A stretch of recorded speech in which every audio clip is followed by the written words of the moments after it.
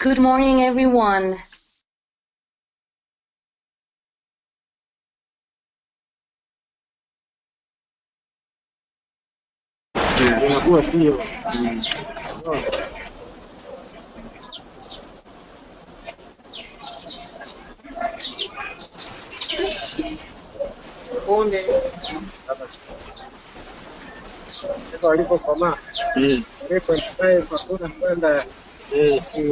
Unakwenda chuo mwanangu, watu watakaje wewe? Wewe kanitae kujitie. Nenda. Kwa kwani wadi. Bwana baki hivyo. Maisha yako yote. Wala inabidi watakuwa.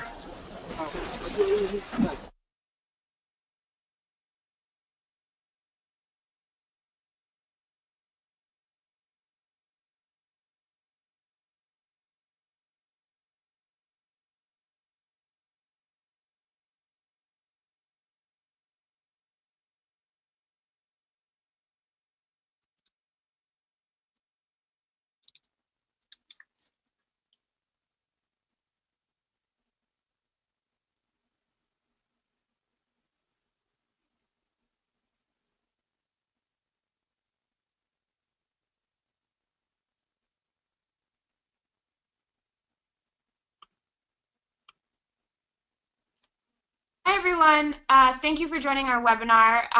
I'm requesting that you all please mute yourself because there's a lot of background noise right now. We're going to begin the webinar in a few minutes after we have a few more participants join. Thank you.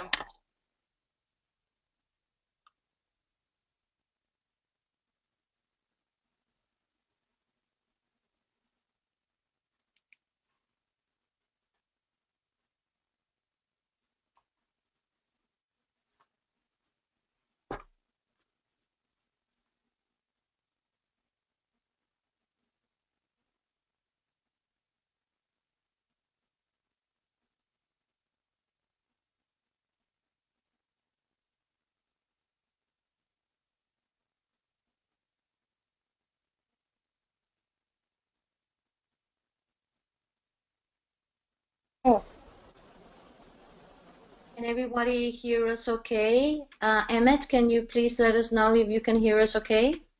Yes, I can hear you, Lorena. Okay, perfect. Okay, everyone, thank you for joining our webinar. My name is Maggie Roth, and I'm the Communications Officer with IUCN's Global Gender Office. Thank you for joining us, and I wanted to let you know the agenda for today's webinar. We're going to begin the webinar with a quiz, and we'd really like this quiz to be participatory. So if we can please have you speak up as your response. You can also type in the chat function, which is at the bottom of the toolbar to your right-hand side. But please don't be shy. We're really looking forward to getting to know you and to having conversations during today's webinar. From there, we're going to go into a presentation given by Lorena Aguilar, who is the Senior Global Gender Advisor for IUCN. You should have been given some reading materials in advance, and it is important that you have these materials out in front of you during this presentation with the specific page numbers. Today, the reading will be in Lost Gender, and the page numbers will be pages 81 to 111. We'll then conclude our webinar with a series of question and answers, so we very much welcome your participation. As I mentioned before, this is interactive. Don't be afraid to speak up. Don't be afraid to ask questions, and we really look forward to working with you and getting to know you better. Good morning to everyone. As Maggie said, my name is Lorena Aguilar, and it is a pleasure to be with all of you. So I would like to have a brief introduction from all of you. So if you can start saying your name, I will appreciate that.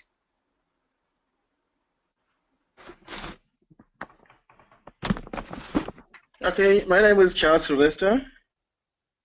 Hello. Hi, Charles. Hello, can you hear me? Yes, we can hear you, Yeah, Charles. hi, I'm Charles Sylvester. Yes, I'm a project manager for Kangesi Environmental Conservation Society from Tanzania. Great. Next one. Yeah. I'm Minu Parahu. I'm the Program Director of Amazon Conservation Team Suriname. Hi, I'm Sharda Ganga. I'm from Suriname, from Proyecta. Raya Bhattacharjee from Suriname from Projecta. Michael Hiwat from WWF Guyanas at the Paramaribo office, Suriname. And I'm the Marine Conservation Officer. Perfect. So we're going to use some marine examples tonight or today. That's very nice. Hi, I'm Femke. I am working at IUCN Netherlands, and I am the connector between the Gender Office and the SRJS partner. All right. Hi, everybody. This is Kate Oren. I work with Lorena and Maggie in the IUCN Global Gender Office.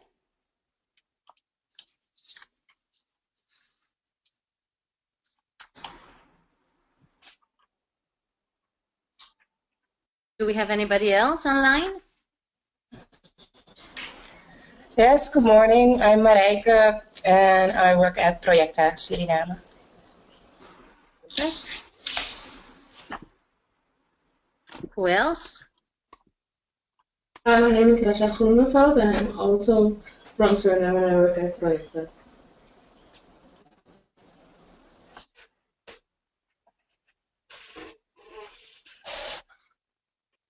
Perfect. I think we're going to then start with the first part of our webinar. We have, as you have heard, colleagues in Africa and colleagues in Latin America.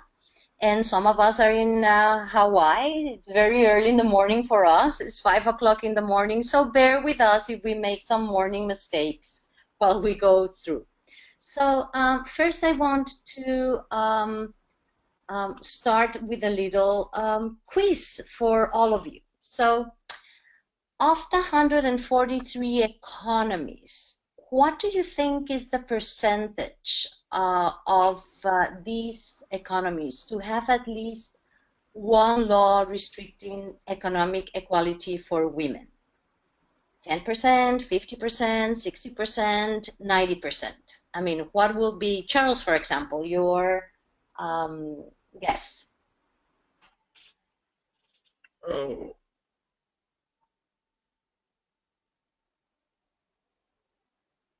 An idea? Anyone?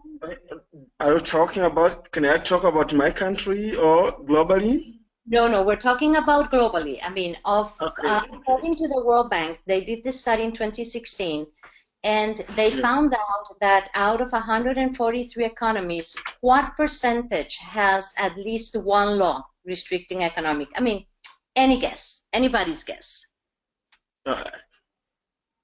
I would say 10%. Maybe someone else? Someone else? Can you help me? Okay, who else gives more, gives less? 60. 60. Okay, the answer is 90% of countries in the world, of the 143 that they make the study, 90% of the countries at least has one law restricting economic equality for women. And you have the source down if you want to check that study, which is quite revealing. The next one. In how many countries do women have the same legal rights as men to own and access land? Anybody's guess? 15? 15? 15? Yeah. Okay, 28 countries worldwide, according to UN Women, have the same legal rights as men. So, I mean, that is quite low if we have all the data from the different countries worldwide.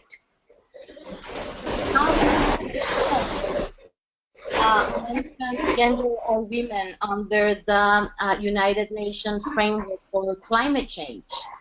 How many decisions do you think under the climate change country? Any guess?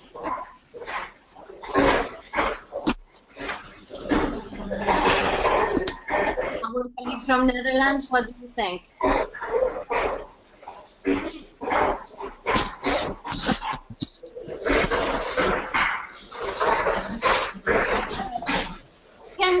Can someone please mute themselves? There's quite a bit of background noise. Suriname, Guyana, what do you think?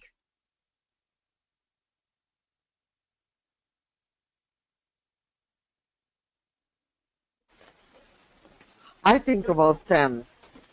About 10. Okay, the reality is that we have 15 plus. In 2007, we had only one reference asking for gender balance.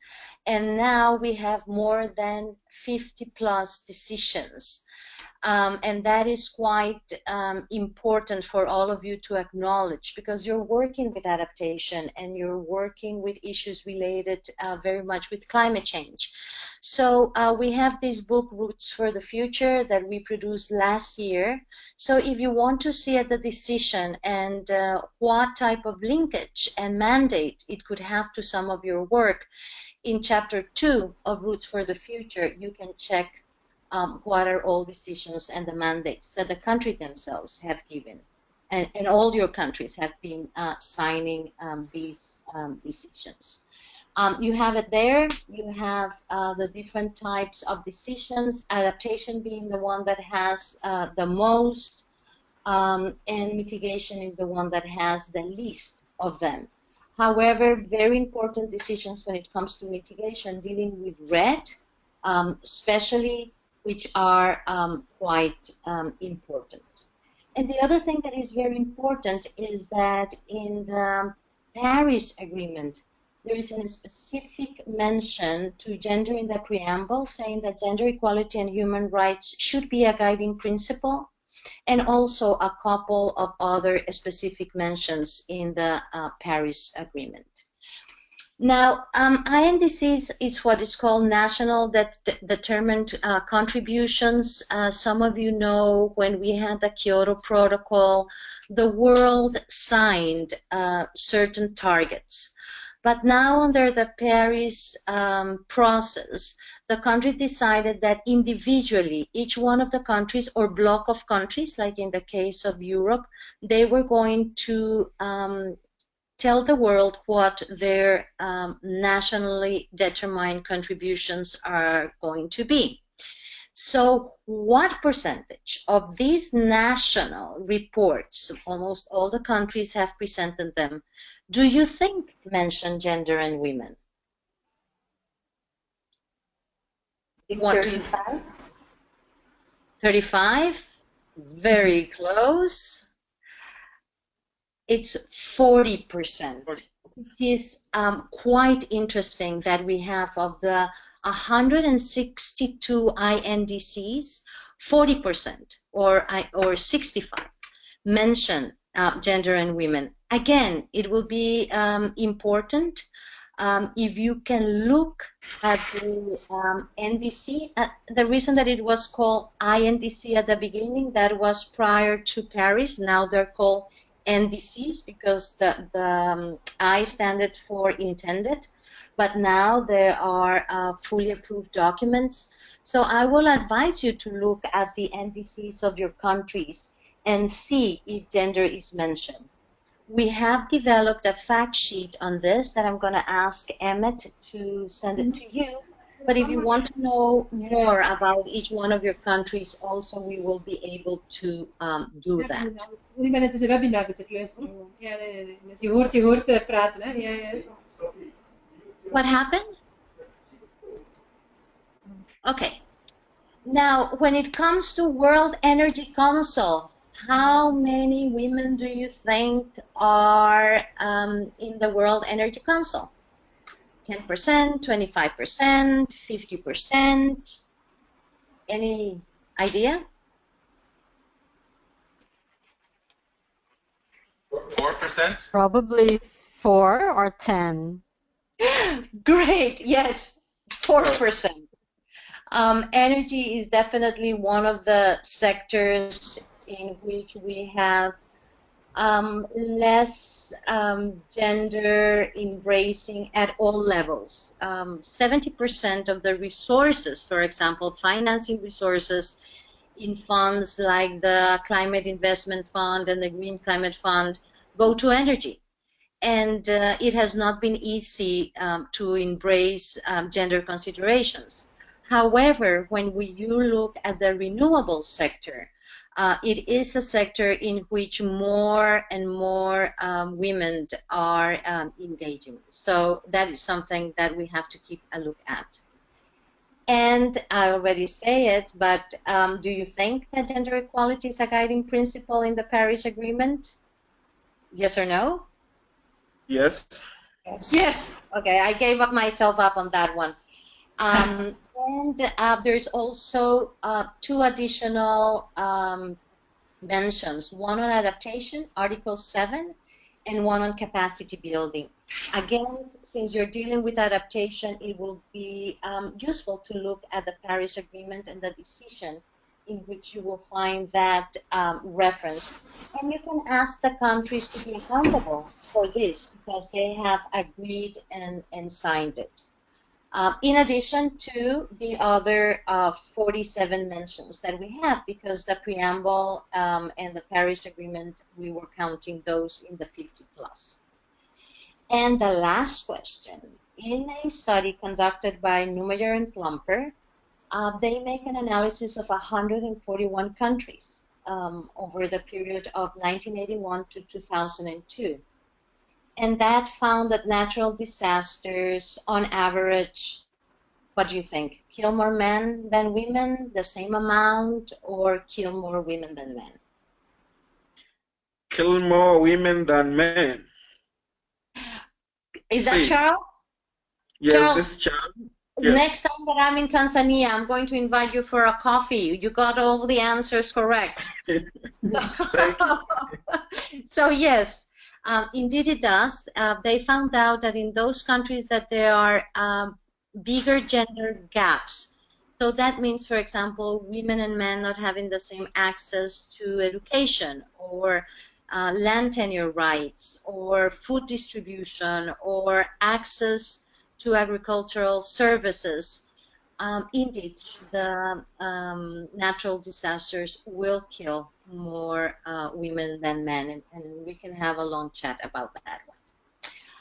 Okay, doubts, concerns so far? Should we move to the next one?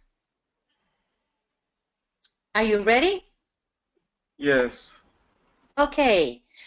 So now what I am gonna try to do, and this is also trying to understand. I mean, we just went through some gender gaps.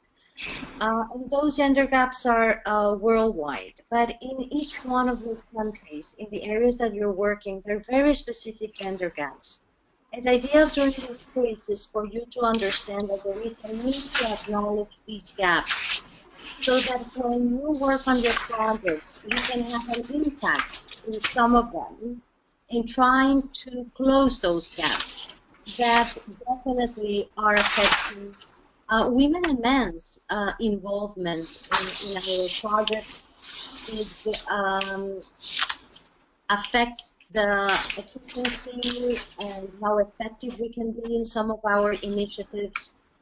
And it's also an issue of human rights and social justice, but it's also quite important because we know that when we address those gender gaps, the results of the projects are going to be better. So we're going to start the presentation. A good start makes a better ending. And if you can mute yourselves momentarily, and then when we open for questions, we can open our microphones again. So following on the data side, for example, we know that the sea level will rise in coastal areas. And people will tell you, but I mean, women and men are going to have the same impact because of that. And we're finding that that is not true either. I mean, we're seeing more and more and more differentiated impacts in areas that we could not even have imagined some years ago.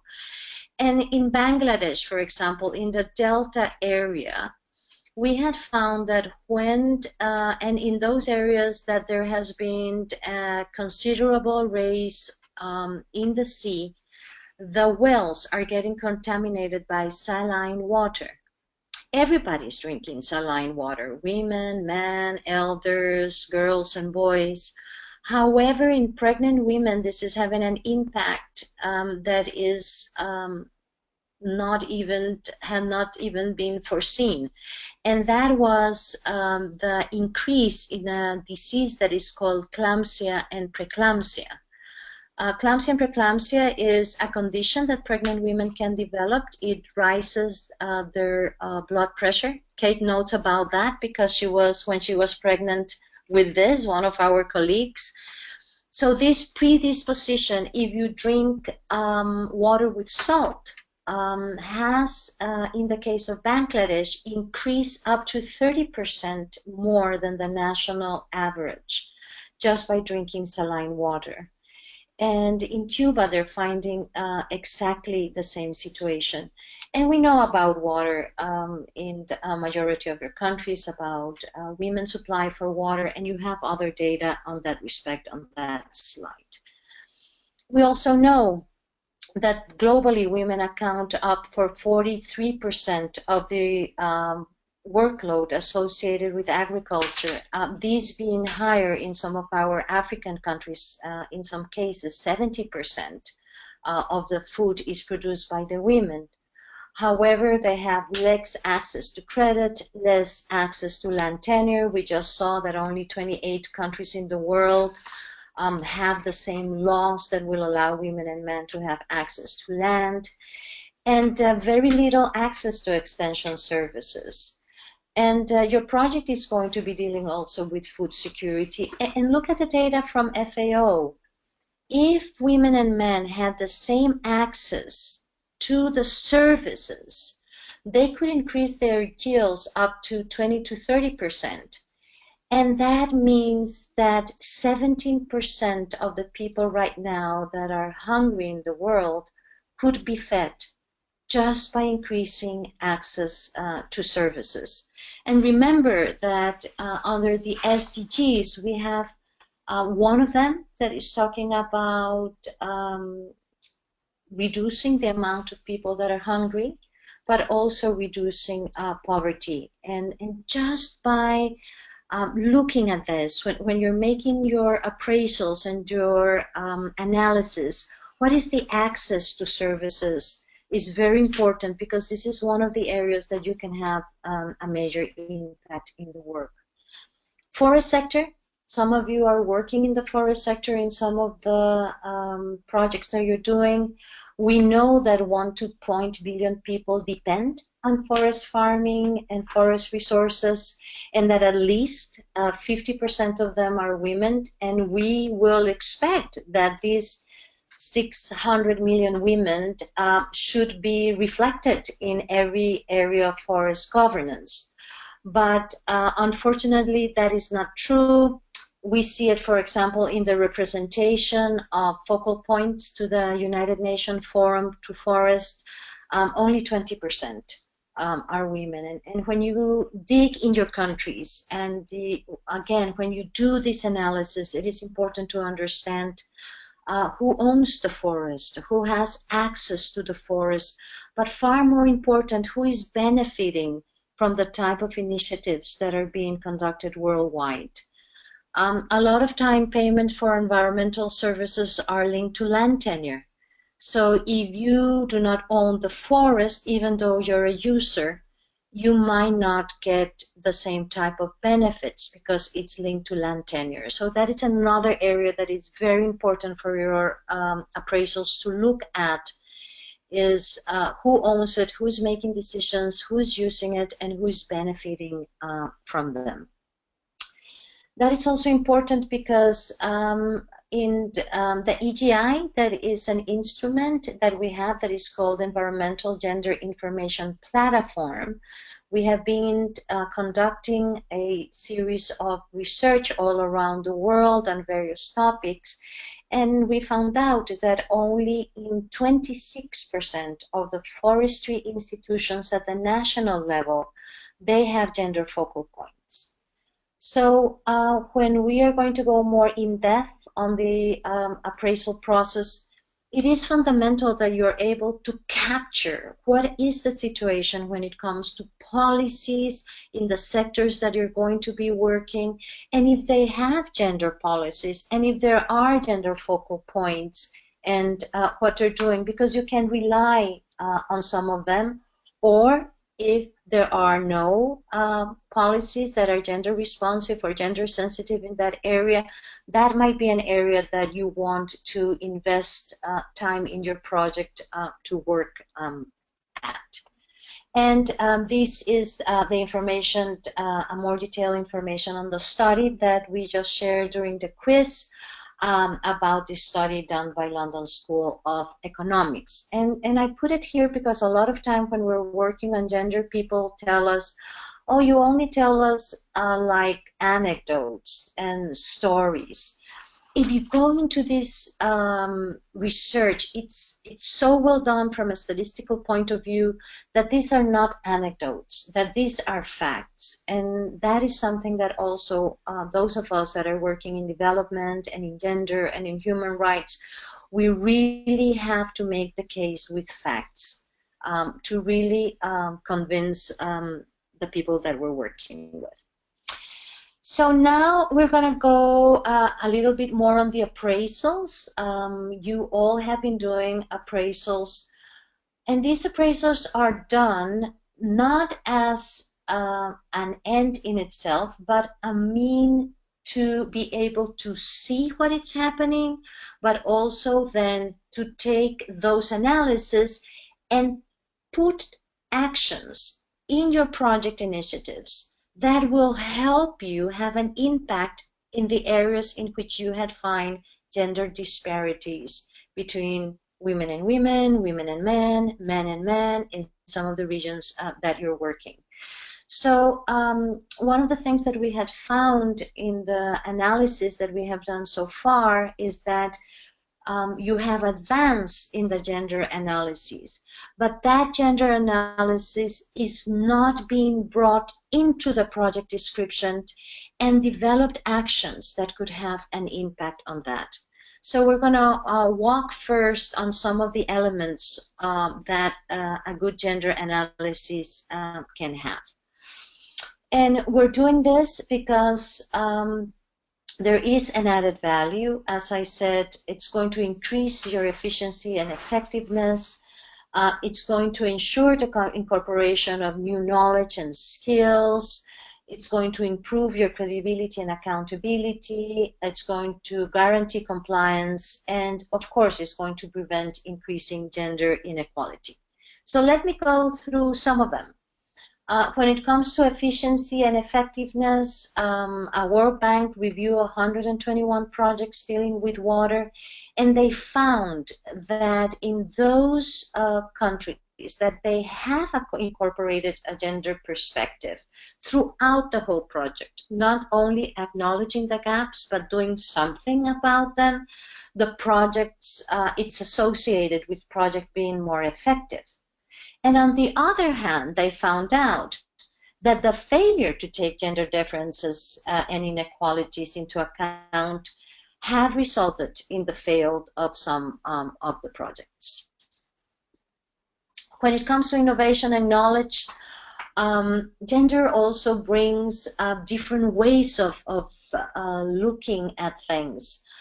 We are using, for example, in various countries, the recipes of the women, the great-grandmother recipes, to track how natural resources have been depleted or what has been the effect. So it's, for food security, is very interesting because you go back and said, why did you have this type of soup with this type of protein in it?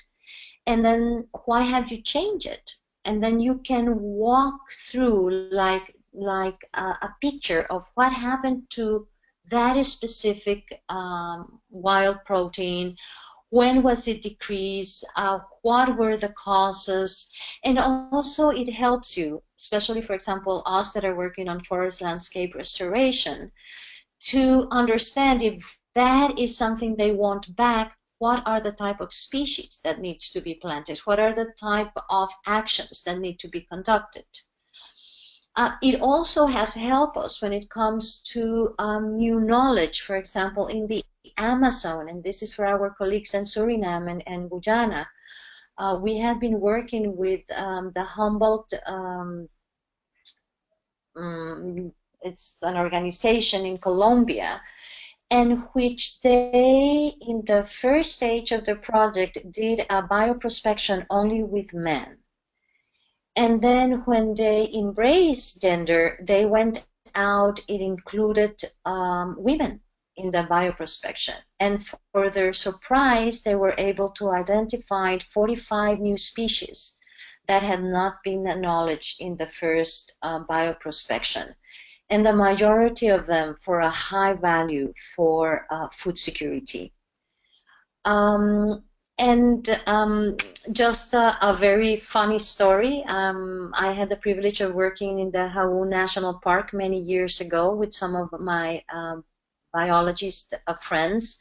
And for 3 years, they had been working with the hunters in trying to identify what was the wild protein consumption from the forest. I mean, what animals they were catching. And so the hunters will go out with a group of biologists. I am an anthropologist. I was a saint in the community. And I saw that after this group left with my colleagues, another group of hunters left by their own. Of course, that ones that were going out with the biologists came back with lizards and very little animals because they were concerned that they were going to put some restrictions on their access. While the other hunters who came back earlier had the right type of animals that they were consuming. So when my colleagues came back from the forest, I asked them, have you talked to the women? And one of them said, Lorena, let me tell you something. Women are not the hunters. Let me give you a 101 class on hunting. And I said, no, I'm aware of that, but everything is processed in the kitchens of the women.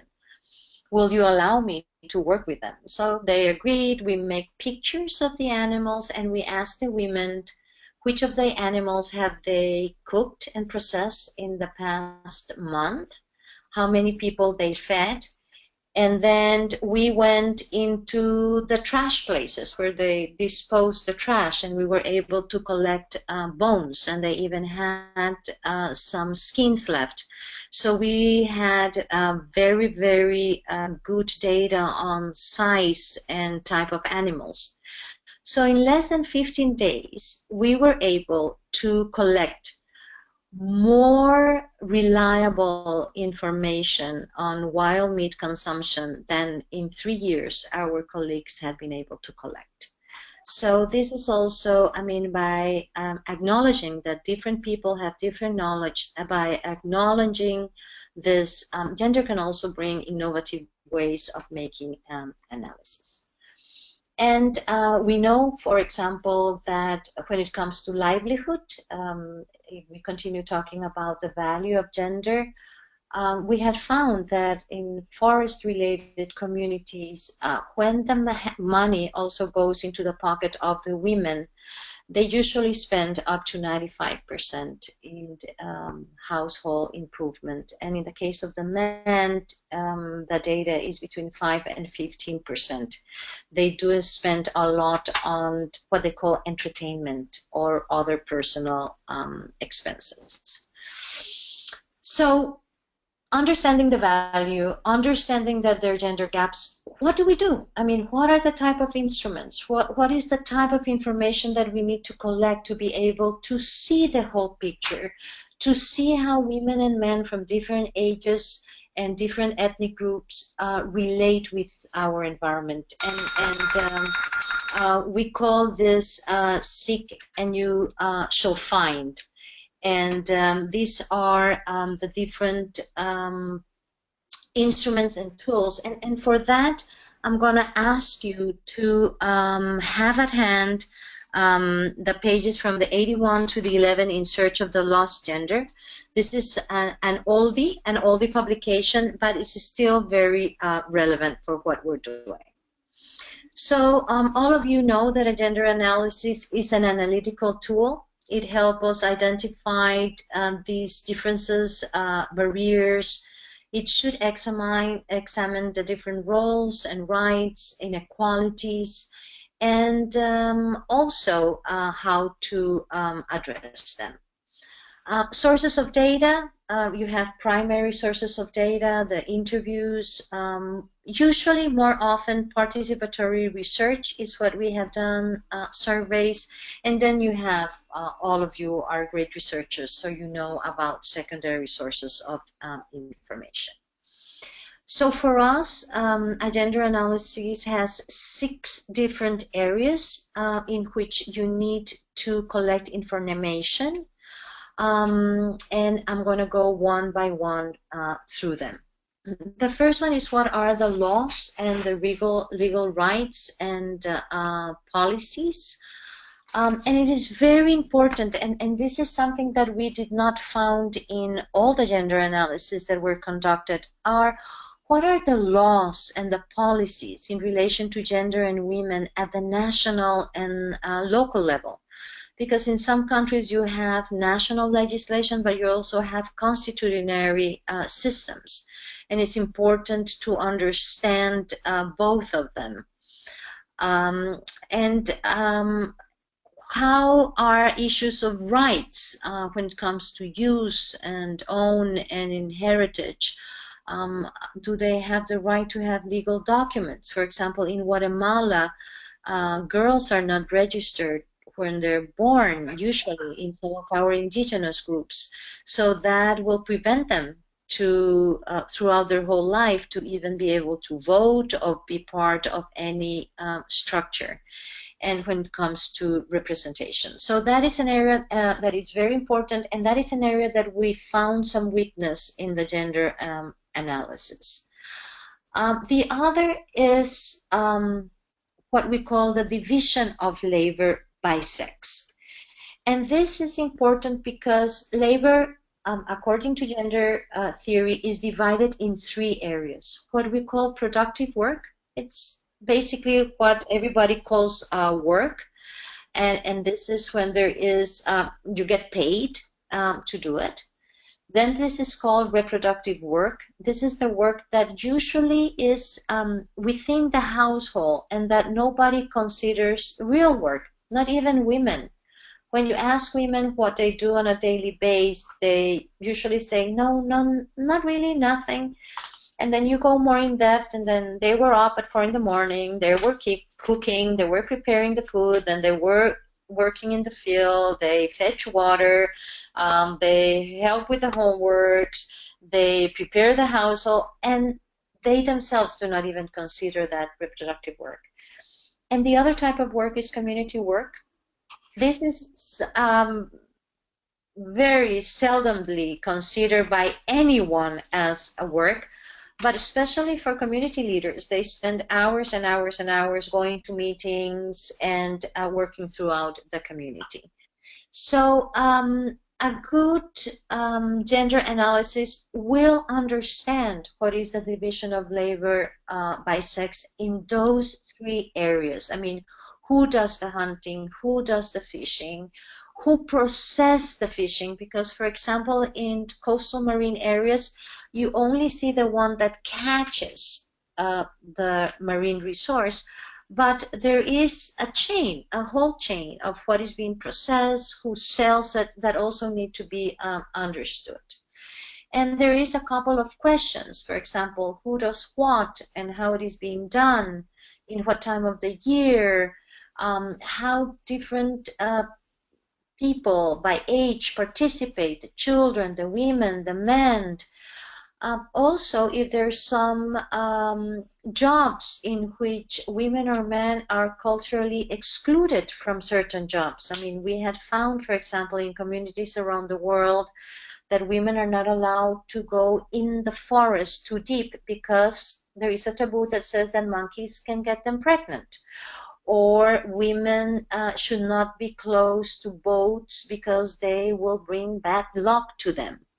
So if you look at the documents that we gave you on page 81, 82, and 83, you have a whole description.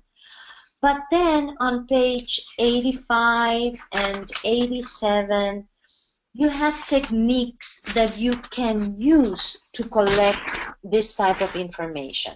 You have, for example, the calendar, the annual activities according to gender.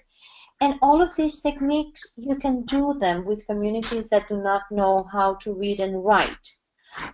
We have used, for example, that technique on page 87, the 24-hour reminder. And you have to choose the elements that are correct for the type of communities that you're working. For example, this example is prior to the roosters, to wake up you in the morning, and then during lunchtime and at night. And then you can collect this information, and that helps you to identify. So those are just some examples of some techniques that you can use. The third area that is of vital importance is the use, access, and control and benefits from resources.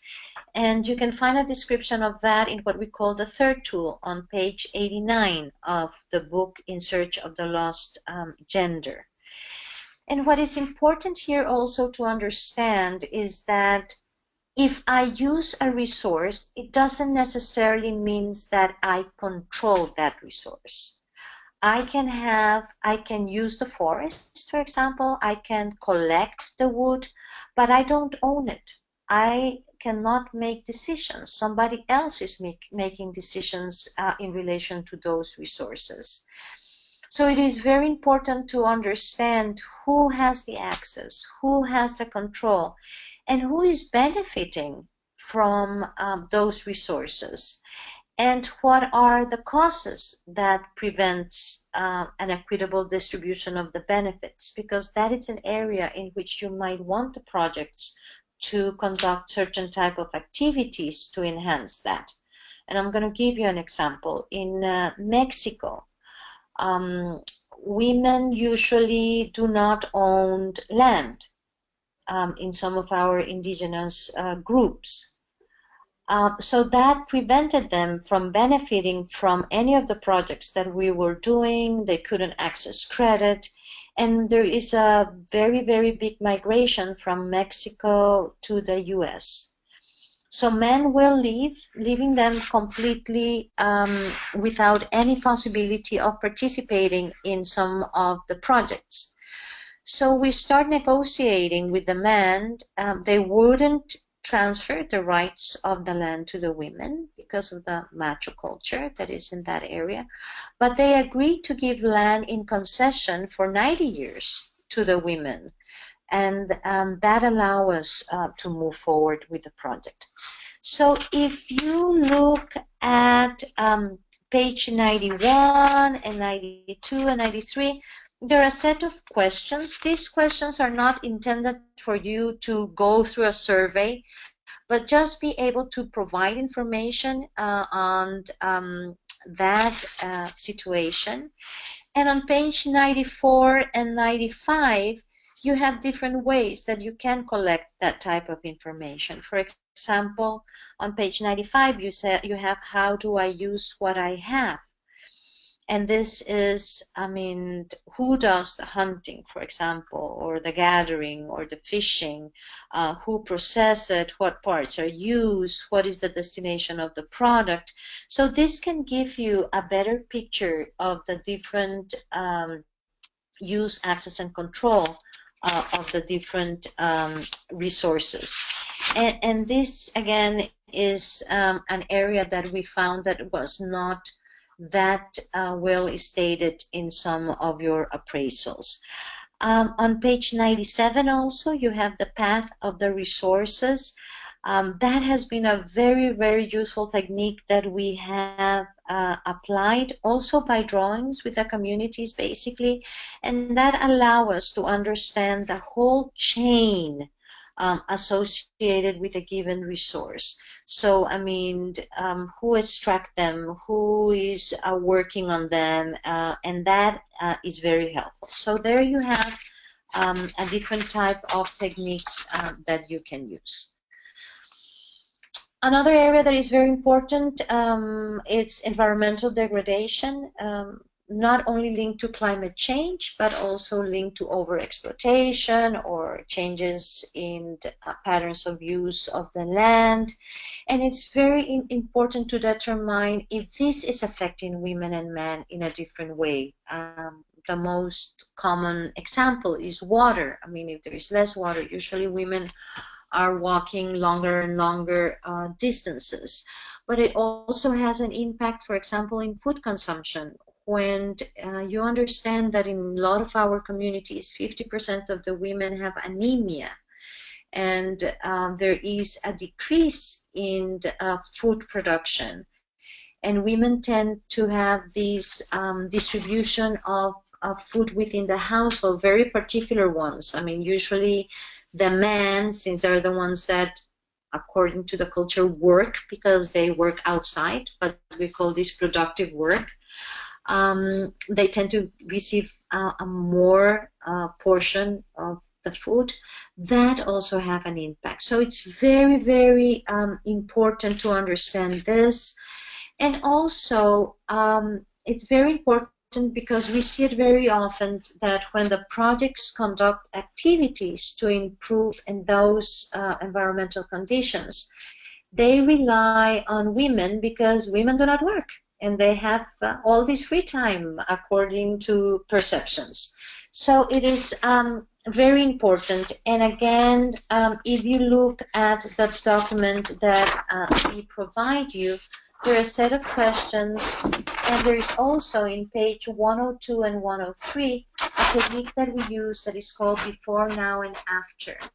That helps you to identify how were things in the past, how are things now, and where they will like them to be in the future. And that helps us a lot to identify new activities that can be conducted, not only to understand environmental degradation, but also to move forward on that. Cultural perceptions, they're very, very important, especially if we're working with different type of groups. If there are cultural restrictions that can have an impact, as I mentioned, the examples in coastal marine issues, or if there are norms or traditions that affects the linkage to productive or environmental aspects. For example, in my country, in Costa Rica, we use certain type of minerals to paint our pottery. But the tradition says that since women talk a lot, these minerals hide when they go and look for them. So only men are allowed to go and search for this type of natural dyes. So that is important to understand, especially if you identified that there are, I'll give you an example.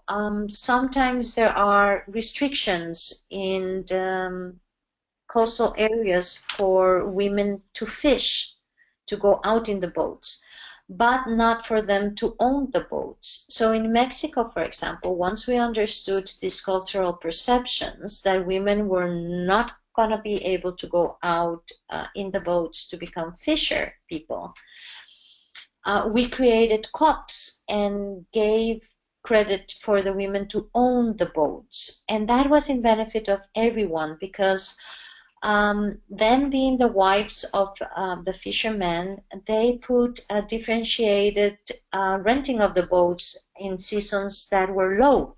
So the fishermen will benefit from that, and then they will receive a rent from the boats that were out. So once you understand those cultural perceptions, it is very important so that you can promote type of projects that will not attempt at the beginning to some of these cultural norms and traditions, but could help you overcome also some of them. And the last of them is the level of social participation. I mean, who and how are women involved in decision making? What are the terms of their involvement? What are the different organizations in the regions? Another area that we think could be enhanced in some of the analysis that you were done. And what are the organizations in which women are more involved, and how do they participate? Usually in schools and in religious related groups.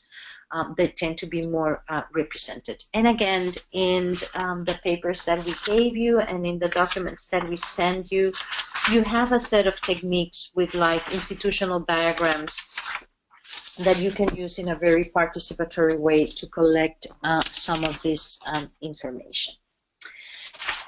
Now, as I said from the beginning, you all have done this gender analysis, but they are not being fully unfolded in the project activities and the way that the project documents should really have an impact, because it is okay to acknowledge gender differences, but we want to do something about it. We want to change inequality. We want to be gender responsive. We want to really close some of those gaps. So there is a need to move from being gender sensitive to being more gender responsive, and also designing activities that will have an impact in those areas that you and with the people you had identified. Now, this is not a recipe. I mean, what I'm going to share with you, I mean, these are some of the guiding principles that we have had, but you'll have to adapt them while you go. And for this, I'm going to ask you, and for those of you that work on coastal marine issues, it's also one of my fascinations. I want you to look at the book about fishermen and fisherwomen from pages 35 to 68. Pages, sorry? Which pages? 35 to 68. It's chapter 3 of that book. It's a good start makes a better ending. It's about writing proposals from a gender perspective. Do you all have it on hand? Yes, we have the attachment that you sent us. Okay, and I am going to ask you to go to page, let me see, I'm moving to it, to page 45, okay? And so, I mean, couple of things that are important, that if gender is not considered from the beginning, it's going to be very difficult for you to have really gender responsive projects. Gender is not an annex. Gender is not a separate component. It is not a paragraph that says, oh yes, and we're going to do this from a gender way. It really has to be weaved in. The word mainstreaming, which has been very abused, means that it has to be weaved through, and that's what I want you to see. And then also that the promotion of gender equality is the responsibility for all. So it will not happen only by allowing women to participate. It also needs to bring everyone into this process.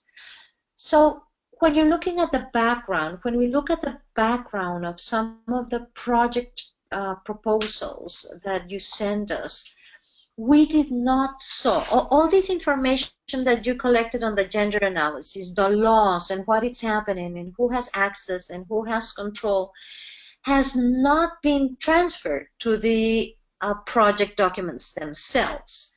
So if you look at the example that I'm telling you on page 45, you start seeing there, this is an example from Belize, that is a country in Central America, where you see, I mean, what is the productive area? We keep on moving down, that these are in the keys that they live, the coral reefs, how it is, and then you start seeing how little by little in this background you start weaving in the gender part.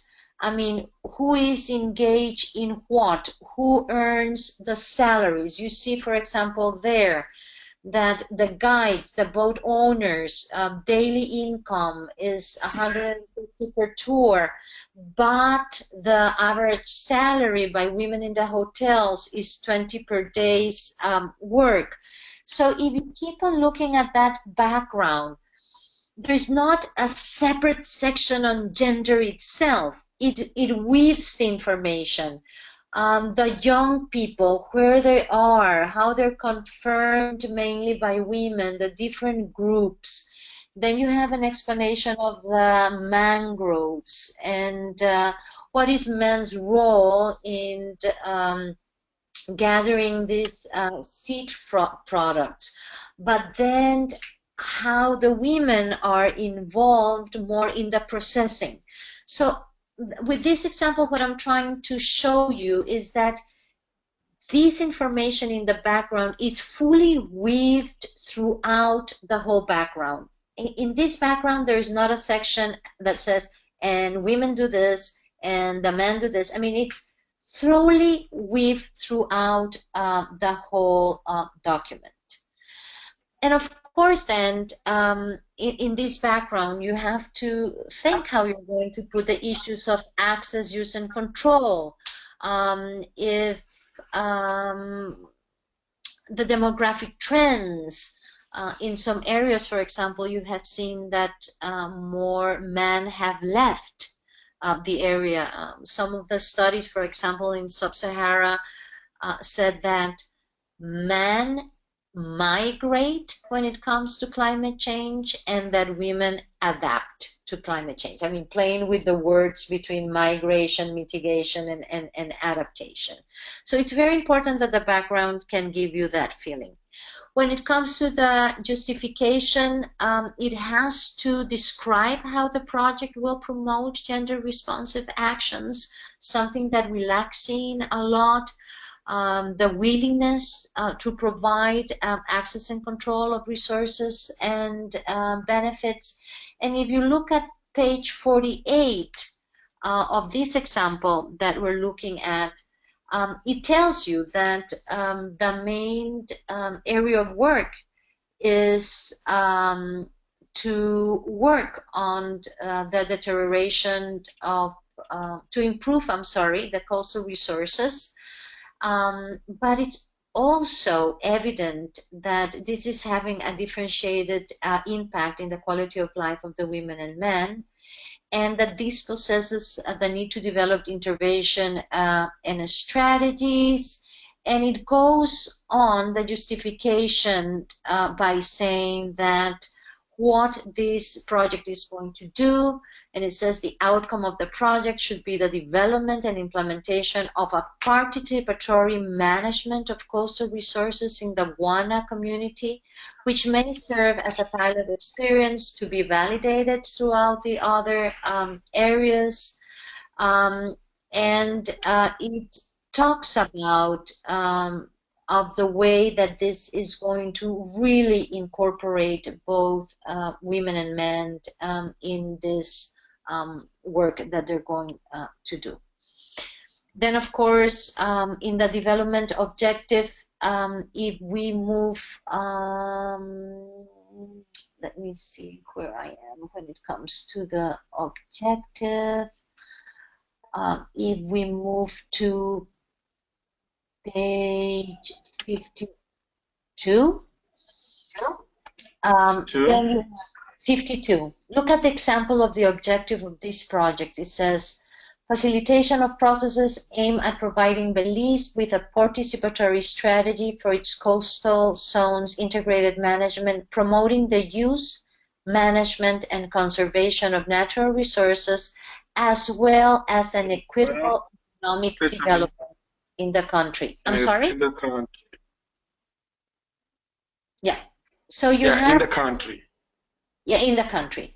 And then you have the general objective. If we move down to page 53, it says about improving the equitable living conditions about women and men of Sunshine Key throughout the optimum and sustainable use of the marine resources, the conservation of critical habitats, and keep up of biodiversity.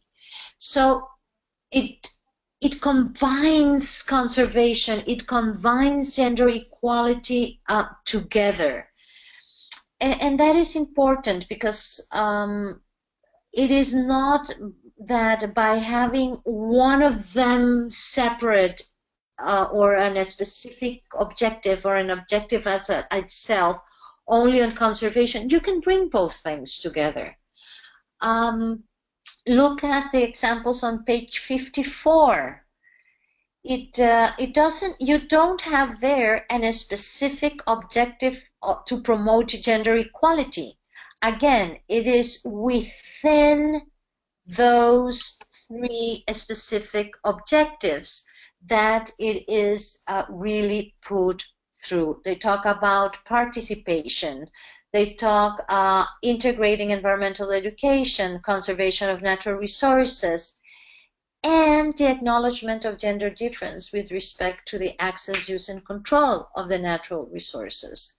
So what I want you through these examples, and you can read it more later on, we also have examples of this in the book on protected areas and on the documents that we send you, is this need to really integrate gender in a more holistic way.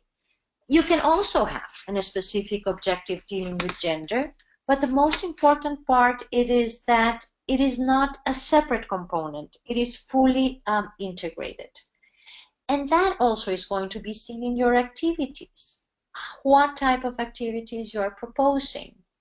And we will also challenge you to think of activities that are beyond the household, beyond the cook stove, beyond the chickens, beyond the pigs, and think of other type of activities. And with this, it is important that you understand this principle that we have been using in IUCN. I mean, we are one of the leaders in this, that we want them to be gender responsive. We want them throughout these analysis that you have conducted. You have identified what are those needs. But the activities that you're going to propose have to contribute to the advancement of gender equality with an idea to do better, to change things a little bit. I mean, you cannot change the reality of the whole community, but on a specific area, you can have a major impact. And this is achieved not only by just letting women participate. Oh, we invite them to a meeting and they come. No, this is far beyond counting warm bodies in a meeting. It's really having in the team this idea that we acknowledge that this is happening and that there is a way to address conservation and sustainable development that is gender responsive, and it's going to be a win-win for everyone doing that. I'm going to give you some examples. We have been working on the development of what is called climate change gender action plans in various countries. So, for example, Tanzania has one, Mozambique has one, Rwanda is going to have one on RED. We have, RED is a mechanism under the convention. We have roadmaps in Ghana, in Uganda, in Cameroon. We have CC gaps in Peru and Haiti. And what these CC gaps do is look at the type of gender responsive actions. And all of them have what we call the right 6 eyes. They're inclusive. They bring women, men, children, people from different ethnic groups, different castes, because we work in Nepal and in Bangladesh. Since they're working on climate change, they have to have an impact in the reduction of emissions. But the most important thing is this idea of transformational change, and that they have to be innovative. So I can share, for example, with you that in Egypt, they're looking at water taxis networks. The Nile is used not for public transportation. In Cairo, there is a tremendous problem when it comes to traffic jams, and the emissions are extremely high. So in these workshops, it was identified that women could be the owners of a water taxi network that use the Nile, that is going to reduce emissions. They're going to use technology that is low on emissions. There is going to bring new resources, but it's also going to solve the problem of stopping at the different areas that they want. And through that, I mean, climate change health kits in Mozambique with the healers, they're introducing new plants to have impact on new diseases that are arising from climate change. Or, for example, in Yucatan, when they identify all these millions and millions of dollars associated with climate change, they're not reaching the different local groups. So they want to have finance fairs that people from the Green Climate Fund and from the Global Environmental Facility and from all the different funds can come and explain at the communities.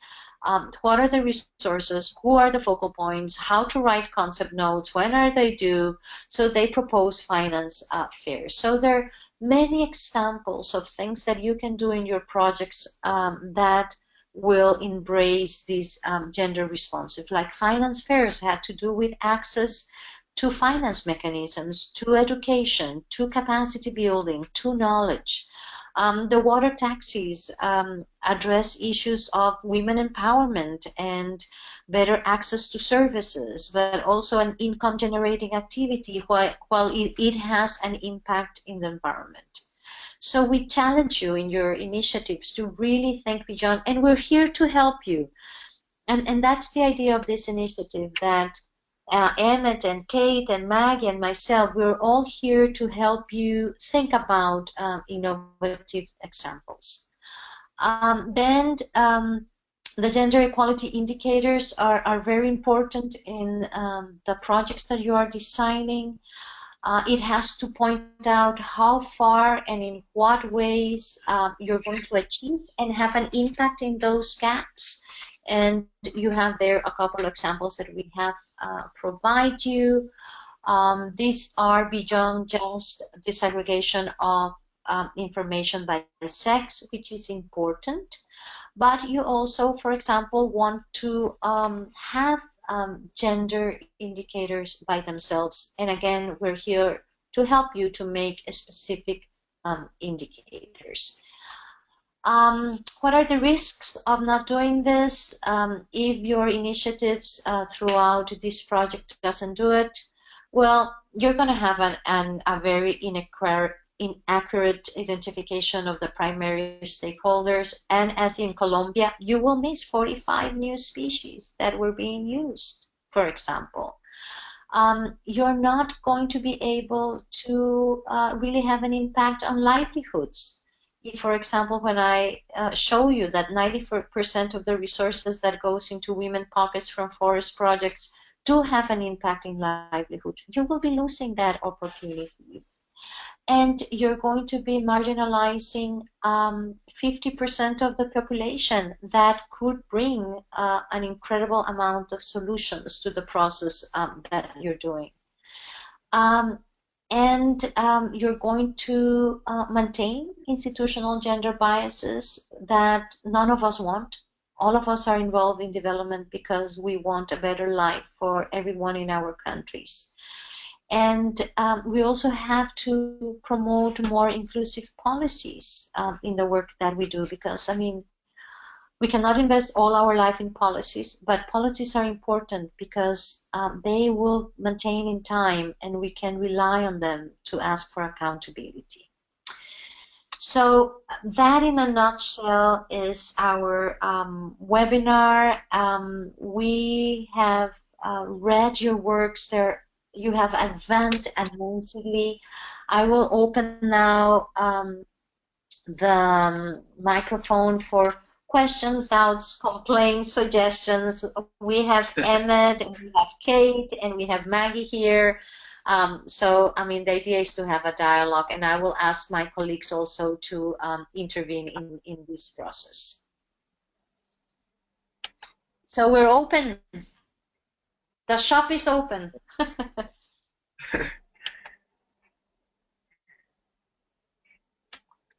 Right, maybe I want to talk about the situation in Tanzania. Hello, can you hear me? Yes. Yes, we can hear you. Yes, we can hear you, Charles. Yes, yes. I have seen that I've gone through some documents which say that climate change have an impact even in marriage, especially in Tanzania.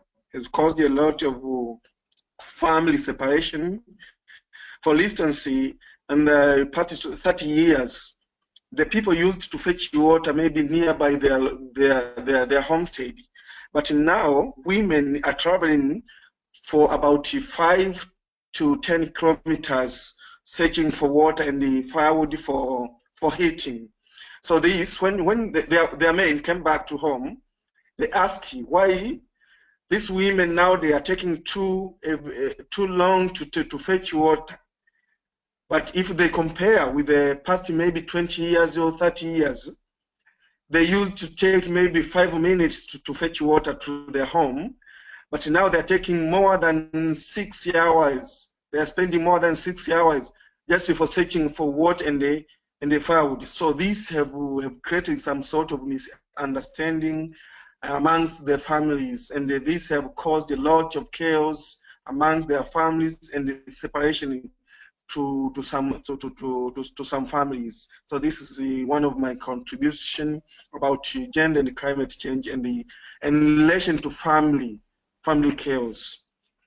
Yeah, no, Charles, what you're saying, I mean, we're seeing it not only in Tanzania, we're seeing this problem worldwide, especially in countries of scarcity of water, in which, yes, before it was an hour, now it is 6, in some parts it's even 10, and then there is violence associated with that. But I mean, the most important thing is, what can your project do to overcome those things that now you have acknowledged? I mean, in some places, for example, we have done field trips with the men to accompany the women and their little girls to fetch water, because it's an activity that they don't do, so that they will see why they are investing 6 hours on 10 hours, because they think that they are wandering around or that they have disappeared and that they probably have another relationship somewhere else. So, I mean, what are the type of actions your project can do? I mean, first to bring water closer, but also to the other part, to understand what it's happening in some communities. For example, the decrease of the yields had made that men feel so ashamed that they're not good agriculturists, that instead of addressing the problem or even understanding that it's due to climate change, they migrate and they leave, full of sorrow, because they have not been able to be the providers. So how can we work with all these elements? So to provide technical answers, but also to close those understandings in those gaps, I think is also important. Emmett, do you want to share some of the results without, I mean, specifically saying country or things that you saw? Yeah.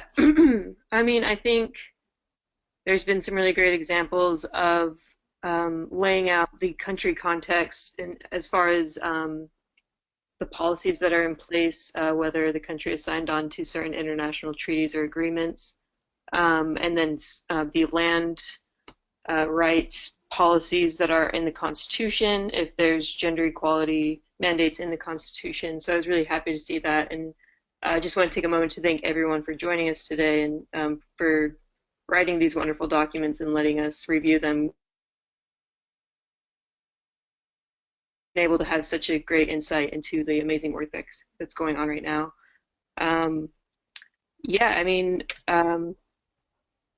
some of the results have come out with the engaging CSOs and NGOs and engaging more with women-specific CSOs so that some of those gender issues can be brought up during workshops or stakeholder meetings so that down the line in the SRJS program, these kinds of issues will be taken into consideration, which has been really important and I think is a great objective to have in all our projects.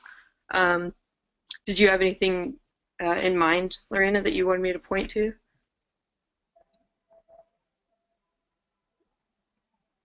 Sorry, no, I just no, or I will leave it to the rest of the colleagues or to Kate to also.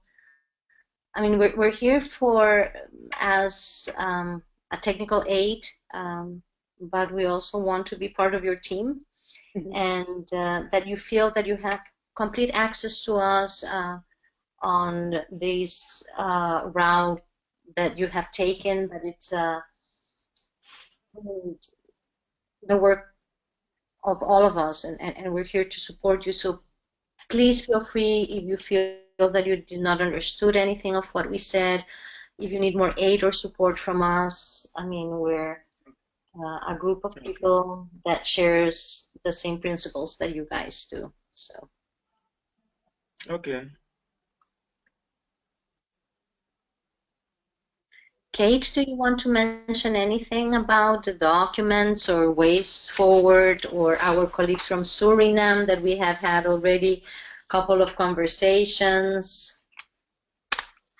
Sure. Hi, everybody. This is Kate. I'll just chime in to support what Lorena and also Emmett said so eloquently, and thank you for having us be part of your projects and giving us the opportunity to read the drafts. I couldn't possibly agree with Emmett more that we learned so much from all of them, and it continues to help us think about how to quote unquote do gender and how to give how to potentially give guidance, and of course we hope that it's actually useful guidance.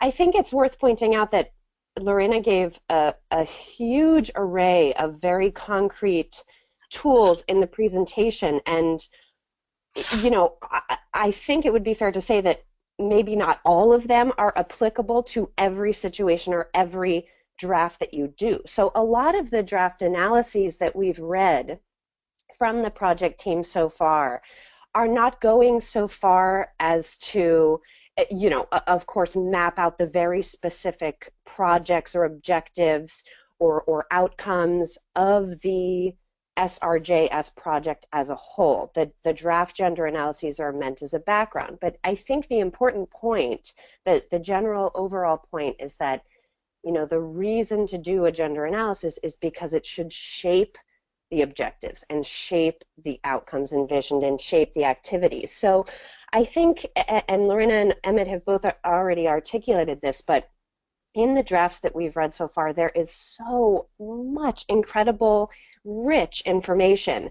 And I think the common comment that we had for most of them was simply to gear the recommendations as much as possible toward that next step in project design and implementation, where you know, a recommendation about engaging women's organizations. Yes, okay, that's absolutely great, but why and how and where, just to kind of take the next step to be as specific as possible. And I'm also mindful that I think we have a range of different participants on the line. Some of you maybe have written the draft gender analyses yourselves, whereas some of you might be the overall project managers and are using other staff or maybe consultant to write these analyses. So again, just to come back to what Lorena said, we are here for you, and if there are specific comments or questions that come up in any aspect of your project development, we are here, and we are hoping to be able to support you.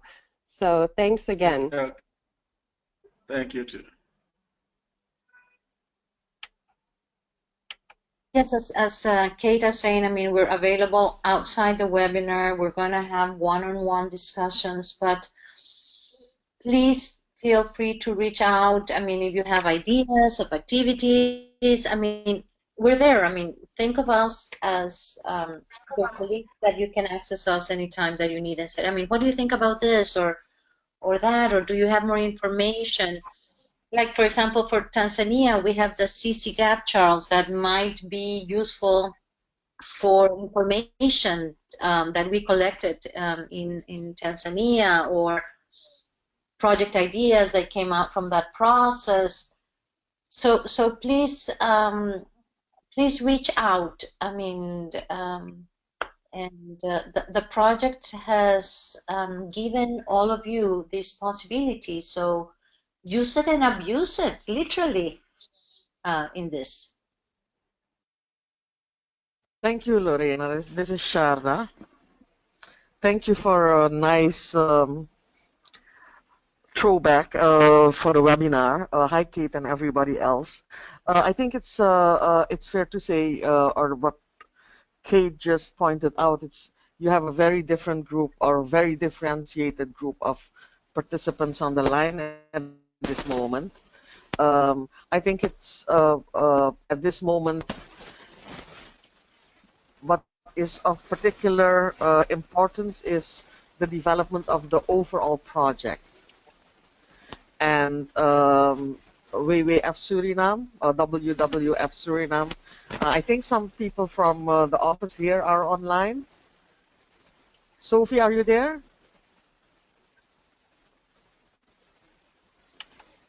Sophie? No, Yeah, I'm Sophie? here. I'm here. Hi, You hear me? Sophie. I forgot that I was muted. Yeah. Hi, Sophie. So I think basically what Lorena and the rest are saying is that we have to take a look at how gender is incorporated within the overall structure of the project. So I just want to join with Lorena and Kate and say, you know, use and abuse them.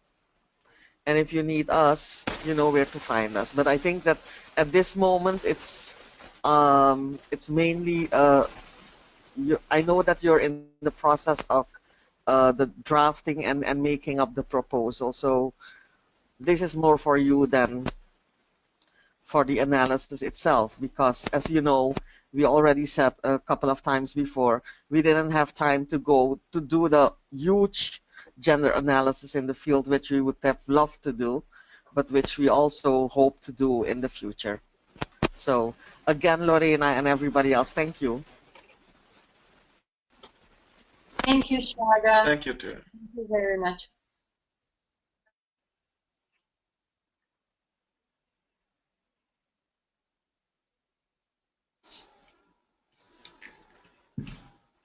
Hi, this is Minu. So my conclusion is actually that we have to revisit the draft document and address all these gender-related issues, which perhaps weren't being, enough addressed in the first draft that was sent. I think indeed we are waiting for WWF to take the lead and guide us here. In that sense, we can provide information and data where possible. So thank you very much. This was a very nice presentation, especially for us who are not really engaged in really gender-related issue in depth. We do address them, but differently. So thank you, and I'm looking forward to continue this process. Mino, our pleasure, and also for you to know that Some of us are based in Washington, so we have very close working relationship with WWF in Washington. So if at a given time you want us to engage in a conversation with your colleagues in Washington, that can be also done.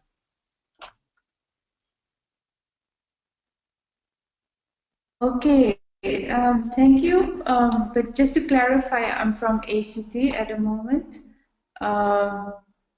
So it is WWF who is taking the lead here in Suriname.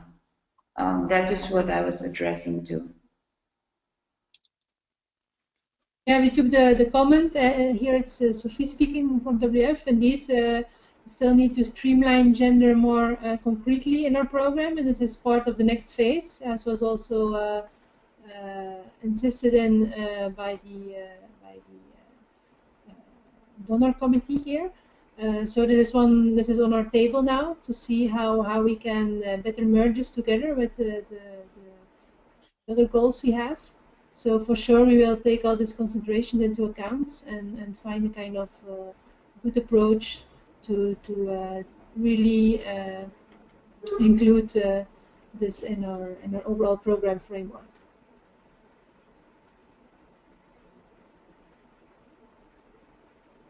Perfect. Marike, do you want to add something?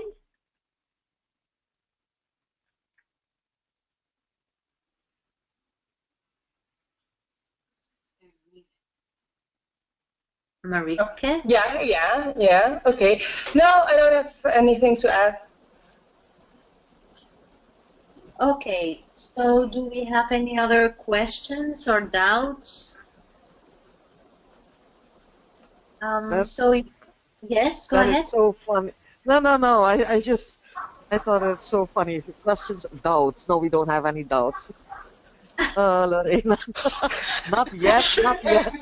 Oh my God. No, beauty myself. That is the way that I always said. Do you have any doubts, complaints, suggestions? So, be very open. And I'll always answer, not yet. So again, thank you. Okay, Femke, are you online? Do you want to also say anything else? Hi there. Yes, I'm online, and I appreciated the presentation very much. I don't really have much to say, only that I hope that that people will really make use of your offer for assistance and for counseling and everything the office has got to offer, because yeah, I think it's quite an opportunity to be to have this within reach, this knowledge that you have, and to be able to improve the proposals under the SRJS program. So I would just like to encourage everyone to make the most of this, and that's basically what I want to contribute. And I really like the webinar, the way it's set up. So I'm very happy with it. Thank you. Thank you. So with that, I think that we will conclude. I mean, I have to say that for us in this beautiful island, I mean, we started this process today at 4 o'clock in the morning. But please, again, I'll say it, feel free to contact us. This is an incredible opportunity that we have to show the conservationist movement and the sustainable development movement that it can be done, that there is this tons of projects worldwide that are making a difference, and it's worthwhile doing. And we're here. Please count us as part of your team. We're here for one-on-one. I mean, we have been revisiting your documents. We're having one-on-one conversations. And any doubt, any question, and if we don't have an answer, we will try to find it among other colleagues, because we are not full experts on everything, but please count with us. for anything that you need. And with that, I don't know, I mean, Emmett, Kate, on behalf of all of us, thank you very much. Have a great afternoon, night, rest of the day, wherever you are in the part of the world. And let's make a more just world in which all of us are part of it. So thank you very much. Thank you, Taylor. Thank you. Thank you and bye-bye. Bye. Bye. Thank you. Bye. Bye.